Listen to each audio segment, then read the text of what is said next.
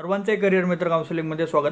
Provisional merit list नंतर आता पुढे काय करायचं किंवा या प्रोविजनल मेरिट लिस्टमध्ये कोणते महत्त्वाचे पॉईंट्स आहेत जे तुम्हाला बघणं खूप आवश्यक आहे आणि इथून पुढे कोणते इम्पॉर्टंट पॉईंट्स आहेत ज्याकडे तुम्हाला लक्ष द्यायचं आहे या पूर्ण ॲडमिशन प्रोसेसमध्ये, हे आपण या व्हिडिओमध्ये आज बघणार आहोत।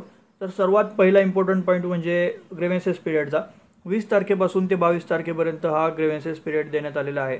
मग नक्की हा पिरियड दिला कुणासाठी आलेला आहे, तर ही जी मेरिट लिस्ट आहे, मेरिट लिस्टमध्ये समजा तुमचं जर नाव वगैरे काही चुकलेलं असेल, तुमच्या जर नावात स्पेलिंग मिस्टेक वगैरे असतील किंवा तुमचे मार्क्स चुकीचे अपलोड झाले असतील किंवा तुमच्या कॅटेगरीचं सर्टिफिकेट असेल किंवा कॅटेगरी चुकून जर दुसरी डिस्प्ले होत असेल, तर या सर्व तफावतीला जर तुम्हाला करेक्ट करायचं असेल तर हा 3 दिवसाचा तुम्हाला कालावधी मिळतो, त्यामध्ये तुम्ही हे करेक्शन करू शकता। तर हे करेक्शन कुठं करायचं आहे, जर तुम्ही ई स्क्रुटिनी मोड सिलेक्ट केलेला असेल तर तुम्हाला ई स्क्रुटिनी मोडमधूनच तुम्हाला करेक्शन करावे लागतील तुमच्या लॉग इनमधनं, आणि जर तुम्ही फिजिकल स्क्रुटिनी मोड सिलेक्ट केलेला असेल तर तुम्हाला ऑफलाईन जावे लागेल परत त्या स्क्रुटिनी सेंटरला आणि तिथून तुम्हाला हे करेक्शन्स करता येतील।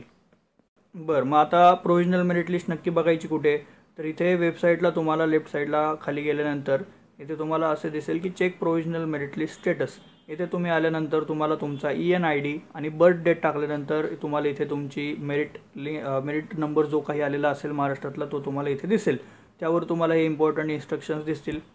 मग आता हे इम्पॉर्टंट इन्स्ट्रक्शन्स कोणासाठी आहेत, तर हे सर्व कॅटेगरीचे स्टुडंट जे कोणी असतील, मग ते OBC, SC, ST किंवा सर्व कॅटेगरी, इवन EWS आणि ओपन कॅटेगरीसुद्धा, जर तुम्ही तुमच्या ज्या कास्ट सर्टिफिकेट असेल, कास्ट व्हॅलिडिटी असेल किंवा कुठल्याही सर्टिफिकेटची जर तुम्ही टोकन किंवा रिसिप्ट अपलोड केलेली असेल तर तुम्हाला कॅप राऊंड 4च्या आधी तुम्हाला ते ओरिजिनल डॉक्युमेंट कंपल्सरी कॉलेजला किंवा स्क्रुटिनी सेंटरला सबमिट करावेच लागेल।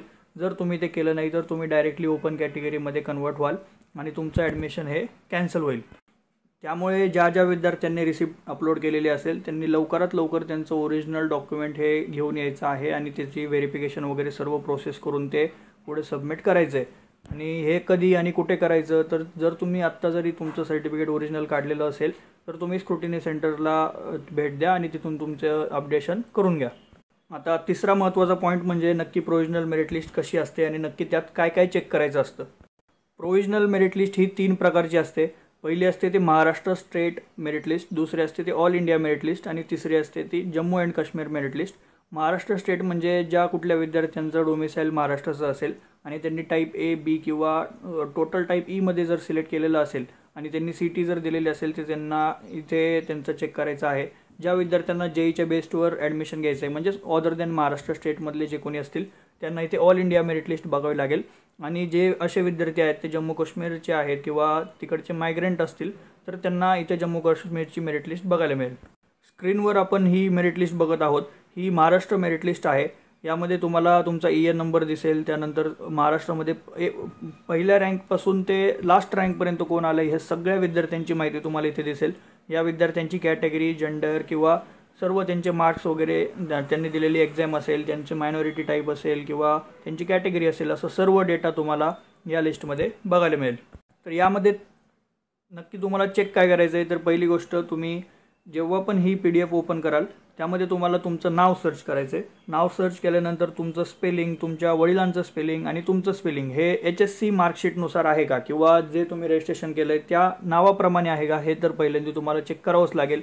त्यानंतर तुमचा EN नंबर चेक करायचा आहे, पुढे तुमची कॅटेगरी बरोबर आहे का ते चेक करायचं आहे। आता ज्या विद्यार्थ्यांनी रिसिप्ट अपलोड केलेली असेल तर तिथं तुम्हाला इथे स्टार वगैरे बघायला मिळेल, म्हणजे तुमची जे कॅटेगरी असेल तिथून त्याच्यावर तुम्हाला स्टार बघायला मिळेल। आता तिथून पुढे काय, म्हणजे इथे जसं तुम्हाला दिसतंय हॅश वगैरे आहे, डॉलर आहे, स्टार आहे, असे तुम्हाला इथे बघायला मिळतील।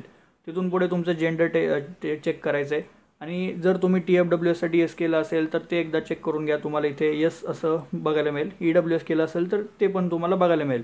मायनॉरिटीचा टाईप तुमचा करेक्ट आला आहे का तो बघायचा आहे।